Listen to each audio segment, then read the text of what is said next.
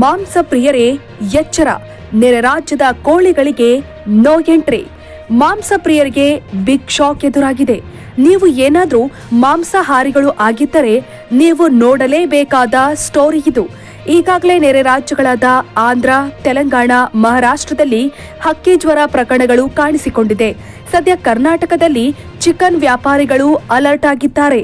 ಹಾಗಾದ್ರೆ ಯಾವ ರೀತಿಯಲ್ಲಿ ಹಕ್ಕಿ ಜ್ವರ ನಿಯಂತ್ರಣಕ್ಕೆ ಮುಂದಾಗಿದ್ದಾರೆ, ಜೊತೆಗೆ ಚಿಕನ್ ವ್ಯಾಪಾರಕ್ಕೆ ಎಷ್ಟರ ಮಟ್ಟಿಗೆ ಬ್ರೇಕ್ ಬಿದ್ದಿದೆ ಎಂಬುದರ ಮಾಹಿತಿ ಎಲ್ಲಿದೆ ನೋಡಿ.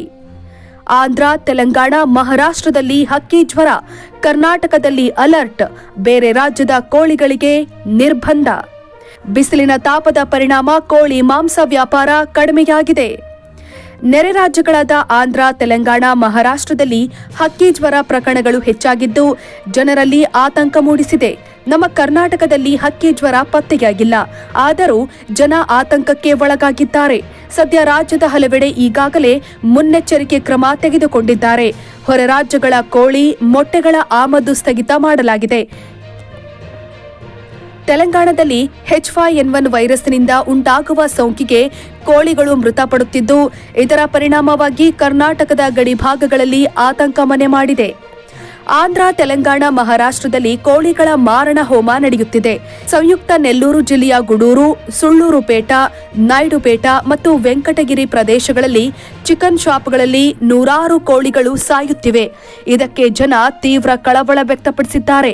ಬೇರೆ ರಾಜ್ಯಗಳಿಂದ ಸೋಂಕು ಹರಡುವ ಭೀತಿ ಹಿನ್ನೆಲೆ ಬೆಳಗಾವಿ, ಬೀದರ್, ಬಳ್ಳಾರಿ ಸೇರಿದಂತೆ ಗಡಿ ಜಿಲ್ಲೆಗಳಲ್ಲಿ ಮುನ್ನೆಚ್ಚರಿಕೆ ವಹಿಸಲಾಗಿದೆ. ಇತ್ತ ಬೇಸಿಗೆ ಶುರುವಾದಾಗಿನಿಂದ ಚಿಕನ್ ವ್ಯಾಪಾರವಿಲ್ಲ.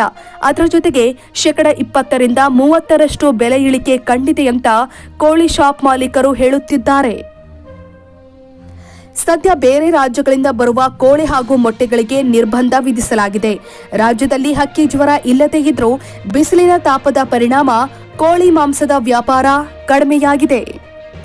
ವೀಕ್ಷಕರೇ, ಈ ಸುದ್ದಿ ನಿಮಗೆ ಇಷ್ಟವಾದಲ್ಲಿ ನಮ್ಮ ಚಾನೆಲ್ ಅನ್ನು ಸಬ್ಸ್ಕ್ರೈಬ್ ಮಾಡಿ, ಲೈಕ್ ಮಾಡಿ, ಶೇರ್ ಮಾಡಿ.